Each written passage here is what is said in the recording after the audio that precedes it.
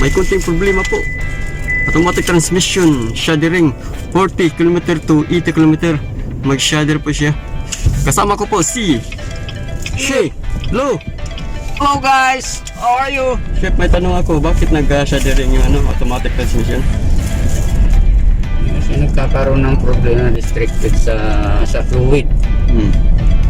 May mga dumi sa loob ng transmission. Kaya minsan, especially dun sa torque converter. Kasi ang torque converter siya ang nagbibigay ng supply sa lahat ng oil passage ng transmission.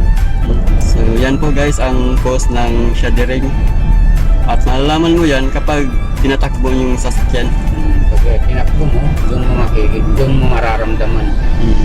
Kasi sa bawat acceleration mo, nagkakaroon ng matinding shudder. Kasi minsan, sabi nila, kaya nagkaka-shudder dahil sa makina. Hindi lahat ng shudder nanggagaling sa makina.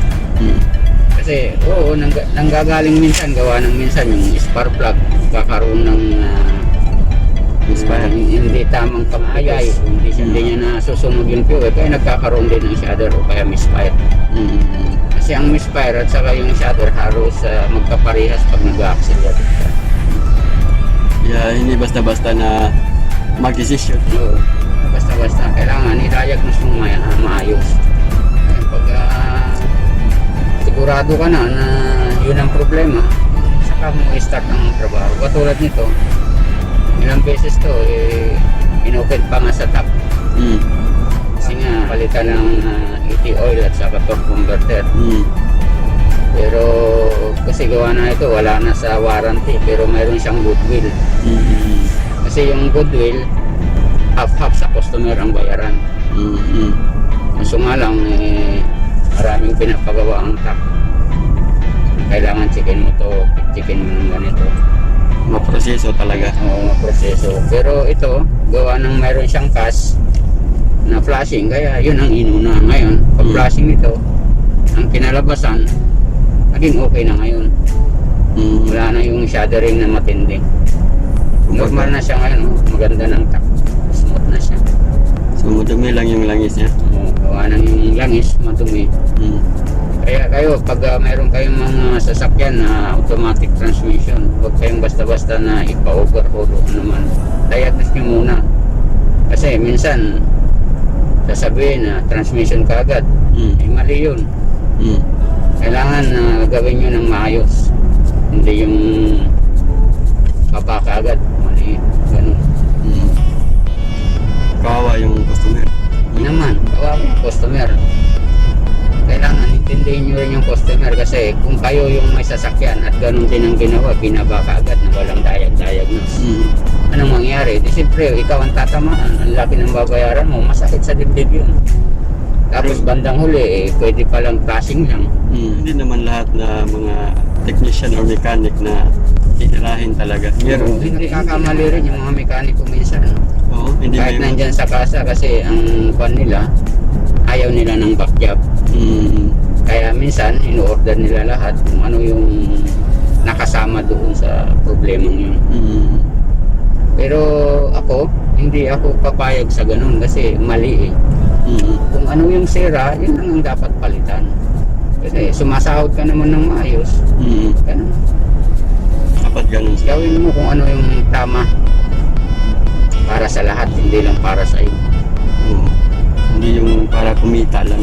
Pinaliwanag niya kung paano, ano yung mga causes ng shuddering, anong ramdam mo pag tinakbo mo yung sasakyan. Mag-road test muna kami guys. Ay, nag-road test na pala kami. So, i-check muna natin kung anong kalabasan pagkatapos ng flashing. Okay guys, anong pakiramdam mo sa road test mo? Pasado na to, pasado na. Okay. Okay na, hindi na kailangan na magpalit ng pesa. Sapat na yung flashing na ginawa rito. Ito, nagpagbawas siya kasi hindi napalitan ng torque converter. Tapos yung lever ng flashing bumaba, nasa 2.7. So, tingin muna tayo sa mga bias guys ha. Guys, ito pa yung Mall of Arabia. Parang SM sa atin. Ay, hindi. Malaki ito.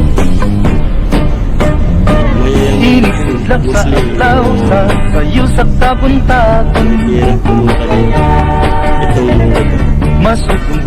katao maning Moog fish yan.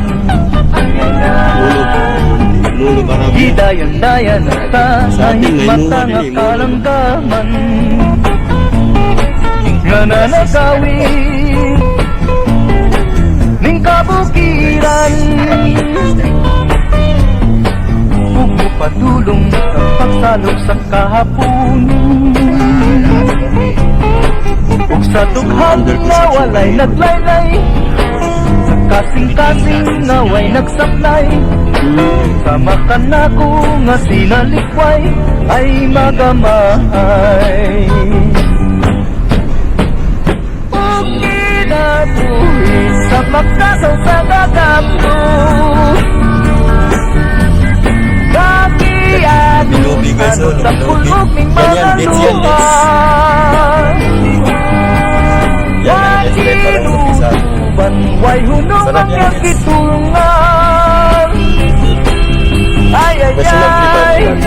ay ay ay anong sakitun man Miss kayo sa gitna ng kalsada. Inisilak sa adlaw sa Guys, sa kapunta trailings lang. masusunta ang Sa katao itaas guys, so may release ng trail.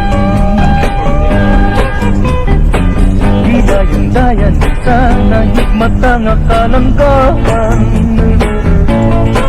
nga nanagawi Sa taas. ning kabukiran Sa baba, ay baba. ug padulong sa pagsalog sa kahaponon sa dughan nga walay naglaylay sa kasing-kasing nga way nagsaplay kamakan ako nga sinalipay ay magamahay o kinabuhi sa magkasaw sa kagapto yakihan ano sa pulog ning mga luha way kinutuban way hunong ang iyang gitungan ay ay ay ay ay ay ganong sakitun man May iwan yung o kinabuhi sa magkasaw sa kagapto Kalian ano sa pulog ning mga luha way kinutuban way hunong ang iyang gitungan ay ay ay ay ay ay ganong sakitun man ay ay ay ay ay ay ganong sakitun man trucks. ay ay ay ay ay ay May pwesto sila eh. Meron sila. Basta-basta nang singit ng Dahil gusto ko nga bukas to kanimo daghan ka ayo ko kwarta sa bangko libre ka na sa apartment may auto pa daginuta lang in town ang gugma ko Iyo, sorry lang, mapudi ka bayran, mahalag mabutos apos utang. Kay putlipat kining akong kadungganan, dili og dili na gugulingan. dahil unsa ba ang type nga lalaki mo dili ba gwapo man sa taon ko bisan ako naputos na sa kunot o daghan ng uban akong buhok Iyo, suha kay diligyot kumadala, nung anang imong mga bulada. Atong itadlabihan nga lagyo ako bata ug tigulang ka na.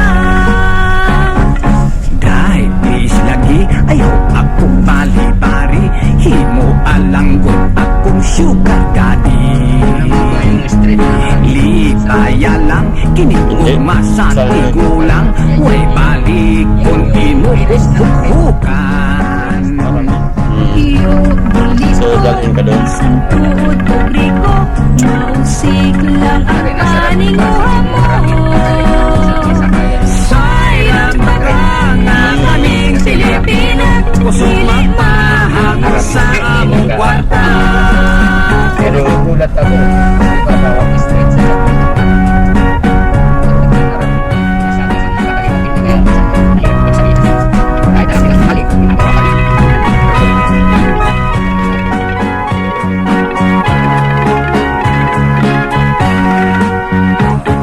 Dai sige na, kas og chiki imo na, bisan lang og jutay. Hello guys, managita Grote. So far so good, okay na ang sasakyan. Like shader, yung parang lumilindol sa loob ng sasakyan. Yung dumaan ka ng rough road na daan. So hindi na kailangan i-overhaul pa yung transmission. Pinadrain namin yung fluid niya. Grabe, sobrang dumi. Yung mga debris sa kanyang fluid. So pinalitan lang natin ng bagong transmission fluid. Pinatakbo natin, na-road test natin, okay na. Yung nga guys, importante talaga yung preventive maintenance. Halimbawa lang, kung hindi kayo nag-change oil, hayaan lang ninyo. Yung viscosity ng oil, mawawala yan. Mag-sticky yan, magputik-putik na yan sa loob. Sa loob ng engine, may mga moving parts yan. So magkaroon yan ng friction, sisira yung moving parts sa loob. Yan nga guys, importante talaga. Mas lalong problema, overhaul na yung sasakyan. So yung guys, importante talaga yung pag-alaga ng sasakyan. Although masisira talaga yung mga parts talaga, pero iba talaga yung may mag-alaga. Bakit ka? Kagaya lang yan sa mahal mo sa buhay. Di ba bro Da Vinci? Sabi mo, kapag magmahal, bigay lang ng bigay. Give lang. Di ba bro? Pasensya na bro ha, na-drill ka dito. Yun nga guys. So kung doon na mo yung mga kailang mga mekaniko, mga technician, feel free to ask. O pwede sa muna ko.